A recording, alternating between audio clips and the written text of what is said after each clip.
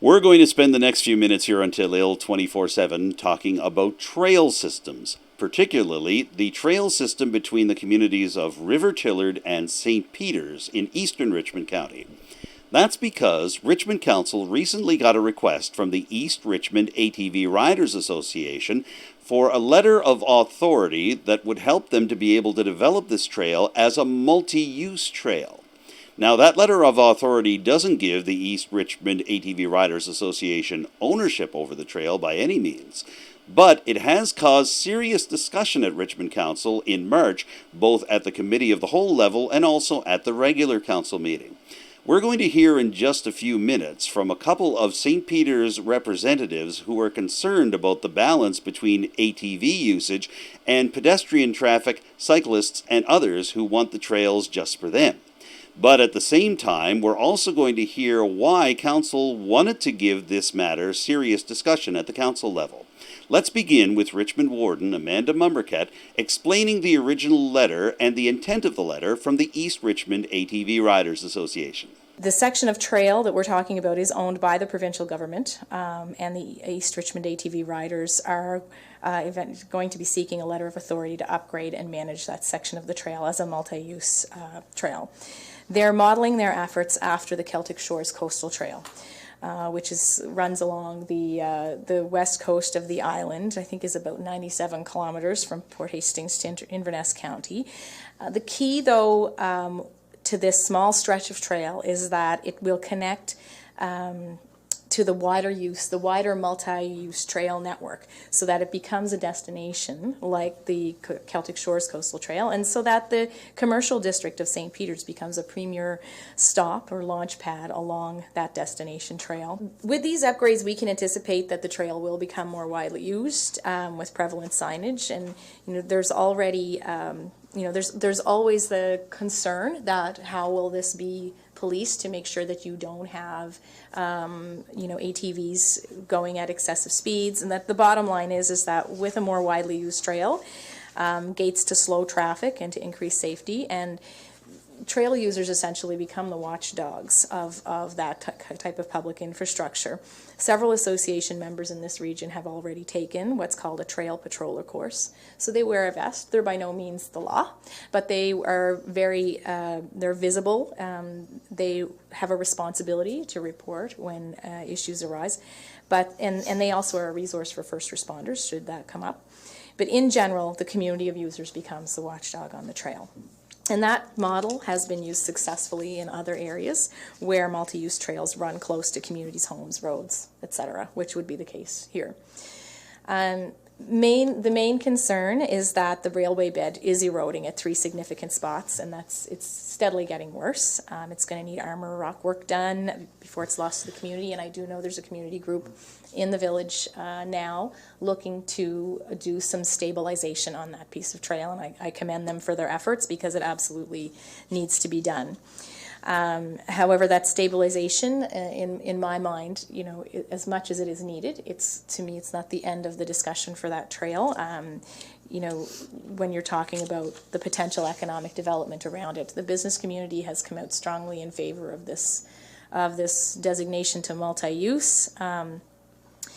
And several community groups have also provided letters of support in that regard. The East Richmond ATV Trail Riders do have a history of trail development over the past 2 years. They've been working on upgrading trails along the rail bed, including installing gates at entrances with barricades, signage, all of the things that you would come to expect of a multi-use trail that meets that standard, that type of standard.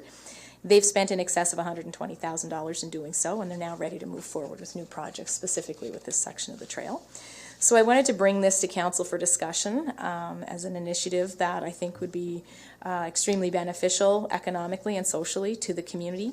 I would also like to say very clearly that I am 100% in favor of walking trails as part of a wider trails network in the county. I think that we need a really strong mix of multi-use walking trails, cycling trails, to make sure that we're providing residents with the active transportation options and the recreational options that they need and that they're entitled to. These things are directly connected to our quality of life. Living here in Richmond County has its benefits, and it would be wonderful to see this kind of integrated trail network exist in our county. And the bottom line is that because the trail is on a specific section of rail bed, by virtue of the fact that it is a former rail bed, it makes it more suitable for a multi-use opportunity, as opposed to trying to establish brand new trail to do so, because you have that pre-existing infrastructure. I'm familiar with the section of trail you're talking about. I've used it in the past, both walking and cycling, and one thing I can say is beautiful stretch of trail, definitely underutilized. Mm-hmm. The times I did go on it, you rarely met anybody. Looking at the model in Inverness County, it's fantastic. I'm familiar with it outside of this. I think there's definitely opportunity there to have a multi-use trail. It's not just about one thing, but right now the way it is, in my opinion, it doesn't seem to be getting its full potential. And I totally agree. I think this could be a big difference for even the businesses in St. Peter's, and for connecting people from different parts of the county, travel one end to the other, and be able to stop in and support some of the local businesses. So, municipal councillors in Richmond County voted to take the request from the East Richmond ATV Riders Association for a letter of authority regarding the River Tillard to St. Peter's Trail and vote on it officially at their next regular Richmond Council meeting. However, at that council meeting, two St. Peter's residents raised concerns about the idea of giving more authority to all-terrain vehicle users in terms of how the trail would be used and whether it would still be safe for those who were using it as a walking trail and those using it for cycling. We'll hear from former Richmond County Councillor Claire Rankin in just a moment. First, here is longtime St. Peter's Trails advocate Mark Vanderhoden. There has been a couple community groups working toward having the trail repaired with it should be used for this or it should be used for that, mm-hmm. right? I think I included that in my report. Yeah, so part of the trails, we got some subsidence issues. It's falling into the ocean. Yeah. The trail has been maintained by Department of Lands and Forestry for over 30 years now, and that was my past job. I worked there, right? So that was kind of my ballywick was that trail. And so at the time in 1988, there was a petition to have the government set it aside as a walking trail to connect the canal property to St. Peter's Provincial Park and that trail system. So that was done, and this kind of predated ATVs. So when you see all these ATV groups taking over CN rail lines, this predated that. So anyway, it's been like that for over 30 years. They have maintained it. I understand, my understanding at least, is that Lands and Forestry, the provincial government, whatever you want to say, would love to download this piece of property to the municipality or a community group or something like that, right? So that's a decision that maybe you guys are going to have to ponder on, because trails are kind of they are a constant money thing, right? So this is a coastal trail, and I'd be concerned about turning it over to a small community group. To me, it's the province. You got 1 million people chipping in to maintain stuff like this. You turn it over to the county of Richmond, and it's 8,000. So that's just a point there. So I guess I would just hope that in your deliberations that when you look at supporting one group or another, that you, like particularly when it comes to ATVs, is there a reason that they can't find another way into town? I don't think there's anybody in this room that would say that we don't want to see ATVs in St. Peter's, because we do, right? I don't think there's any big business plan for it. I think it would be a convenience. It would be nice for friends who are visiting maybe to be able to zip in and grab a coffee at Tim Hortons or to get a bit of gas or whatever.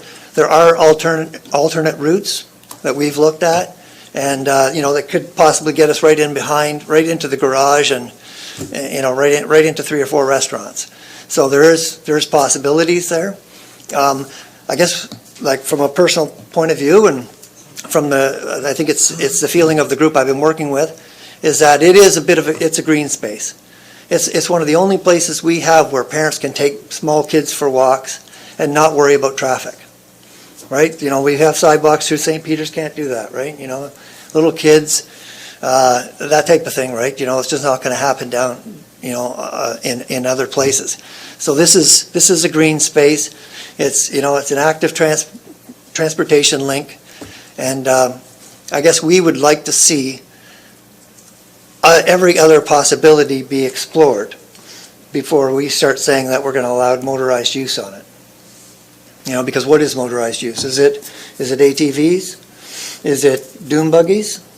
Is it dirt bikes? You've got a whole line of properties. You know, people. You're in the village of St. Peter's. You've got a whole line of properties there. You got, you know, a couple beaches. It's being heavily used now by people more so than ever because of COVID. And so I'd just like you guys to kind of keep that stuff in mind when you're making decisions about the trail. I mean, it would be my wish that you change the motion to supporting, like we have a letter of support from the village of St. Peter's to seek funding where we can to repair the trail. We have a letter of support from Politek First Nation to fix the trail, right? This isn't talking about use or who can use it or not. It's just let's fix the trail. And then, you know, future use is going to be future use. I mean, that's going to be public consultation or whatever. But right now, it needs to be repaired. And if we don't do it soon, we're not going to have a whole lot to talk about, right? You know, it'll be in the ocean. So I'm not against ATVs. I have one myself. I bought it for the rink, but I have one, you know. And I just think that motorized trails are just not the way the world is going. I mean, the Department of Transportation in Nova Scotia was recently renamed the Department of Active Transportation. Your neighbor to the west, Port Hawkesbury, has an applications out to put $2 million into their trails, active transportation trails. Last week, the federal government came out with a $400 million fund for active transportation. You guys were all elected as a new voice, a new broom, etc. And I just think and hope that you look at things differently and look at a new direction, the way the world is going. I mean, past councils have spent over $160,000 on the trails in Richmond County. And when you divide that by the number of bikes or 8 off-highway vehicles in this county, I bet you've subsidized those people to probably $200 to $300 each. This trail that we're talking about, it's a real natural spot. I wish you'd all have a chance to walk it. It provides only 5% of Nova Scotia's coastline is available to the public, and this is part of it. You know, it's the only 5% of Nova Scotia can a tourist or anybody else stick their toe in the sand or wade in the Atlantic Ocean, and that this trail is part of it. And I just think it has a much more potential as an economic stimulus for tourist attraction and for active transportation in Richmond County. And I'm going out on a limb here, but I'd ask you to consider tabling that motion until you get more information yourselves. Following Rankin's remarks, Warden Mumberket ceded the chair of the meeting to Deputy Warden Michael Digdon, so she could take on her role as councillor for District 4, which includes the River Tillard to St. Peter's Trail, and address those who were concerned about its future development, given the potential for a letter of authority to be approved for the East Richmond ATV Riders Association. I completely understand your perspective, I guess, and the concern that province, I'm sure the province would like to download more and more infrastructure off of their own plate and onto others. There is a case, though, to be made where we've seen, obviously, the success of that model happening in other regions. And again, I would point to Inverness, where that kind of work has gone on. I did want to make sure, though, that the folks who asked questions were aware that the business community, that I've been speaking to, they do see a clear business plan for this, and there's no there's been no, like the motion from council was specifically multi-use trail. It's not motorized trail only. So that active transportation link that you're talking about, I think is hugely important. I would agree. I think we agree on a lot more than, than we disagree on, for sure. And in terms of, access to the coastline, this trail would, I think, enhance that access. You'd have more users, of different types able to access it. And in terms of, trails where we don't have to worry about traffic, I really do firmly believe that we need a strong trails network.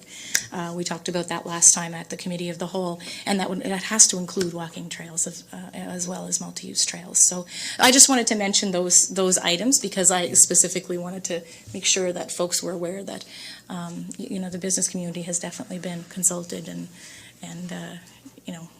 has expressed a desire for this. However, Rankin then returned to the council table and suggested that the comparison of the St. Peter's Trail system to the Cayley Coastal Trail system in Inverness County wasn't appropriate. This trail is only 12 miles long. Inverness is 90 miles long. There is a consultant's report out that was commissioned by this body, by the county council, and he said that the trails of Richmond County, I'm paraphrasing because it's 65 pages, the trails of Richmond County are for recreational use only. And he has a good point. He says the people on the Ilmadan can't get off the island. The people on the east can't cross the canal in Lordways Way. And the people in the middle can't, cross the canal either, but also can't cross the 104. So I would like to see the economic plan that says somebody from Truro, Halifax, Moncton, wherever they come from, is going to come down here, plunk their trailer in Grand Anse and drive 12 miles into St. Peter's and then back and then go home. I mean, this is not a trail that lends itself to overnights or long trips. This is 12 miles long, and I think it's just for local use only.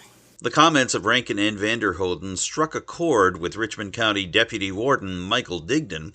Even though he himself is an all-terrain vehicle owner, he expressed concern that ATVs might have a negative impact on the River Tillard to St. Peter's Trail. I guess hearing what I've heard tonight, I personally feel that maybe we should table the motion until we get a little more detail on the trail, and according to Mr. Rankin, maybe we get a little more detail of the landowners.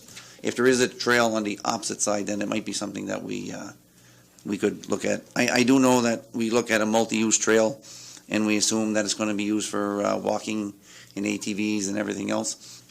And saying that, and I personally own one and own several, ATVs will dominate the trail over people walking, and it will stop people from walking down that trail eventually. In response, Warden Mumberket and Councillor Brent Sampson told Digdon that this hasn't been an issue in other areas and that they're confident that a balance can be struck between River Tillard and St. Peter's. I've walked it in the past, jogged it, and taken a bicycle through it, and it is a beautiful trail. I always felt it was underutilized, though. Like you rarely meet anybody on it when I did use it, and it seemed like kind of a waste the way it was. I think this has been going on a long time. There's been, groups wanting to get access to make this a multi-use trail for a long time. If it was quite simple to extend a secondary route into St. Peter's, it probably would have been completed long ago. Whereas this probably makes the most sense. In the end, Council voted 3-1 in favor of writing a letter of authority for the East Richmond ATV Riders Association, with Deputy Warden Digdon casting the only nay vote. Following the meeting, Warden Mumberket expressed some optimism that a new era of cooperation could ensue, allowing the trail system to become part of renewed tourism opportunities for St. Peter's and the surrounding area. Where we are seeing success in trail development is in places where there are strong networks of trails that include multi-use, trail use, that link to commercial centers, and also, good networks of walking trails. Mountain biking trails are now becoming more and more of a topic. So I understand the trail strategy that was done some time ago. Had certain recommendations in it, but at the end of the day, times change, and we've got groups now talking about a multi-use canal to canal opportunity, and that is what we call a destination trail. Not every trail is going to be 90-some kilometers in length. Trails are really can only become tourism destinations when they are linked to other locations. But right now we're seeing volumes of people trucking their vehicles to the base of the Inverness Trail and heading up, and some go all the way to Inverness, some don't. But the bottom line is it became a destination because it is multi-use, and it's like I said, linked to commercial centers that you can access, and that is to me that's a really key piece. I would absolutely agree that if you're looking at it as a single sort of it's 12 kilometers of trail, and then it's not. That's it, right? If it's not linked, then we have a problem. But there are new opportunities for dealing with geographical obstacles like, rivers, and we've seen the bridge that was created over River Tillard, and, so there are opportunities, I think, that exist now that potentially didn't exist before. And so it's, and again, multi-use trail does not prohibit active transportation. We've seen quite the opposite. I mean, the bed of these multi-use trails is so accessible. I've seen wheelchair use of these trails, and, equestrian riders, and you name it, right? So that's what we want to encourage. It's not about limiting access to coastline or limiting access so that it's motorized only. This is about increasing access for everyone. So that's kind of the vision that I've heard coming from groups who are interested in it being multi-use. I will tell you, in my previous life as the executive director for the Chamber of Commerce, there was no question. The business community was talking to us about this. They see the business case for this. They see an opportunity for winter-based tourism if this trail and is changed to multi-use and is planned as a destination trail. And I think that's, we have to start somewhere. The rail bed is uniquely, trails built on a rail bed are uniquely positioned to be able to host a multi-use trail because of all the infrastructure that that already exists in them. And so really pleased to hear, and I was aware that there was several groups in St. Peter's working on the trail stabilization. I've been part of those conversations, and I'm regardless of what it's used for, absolutely, we need to stabilize it right now because it's at risk of erosion.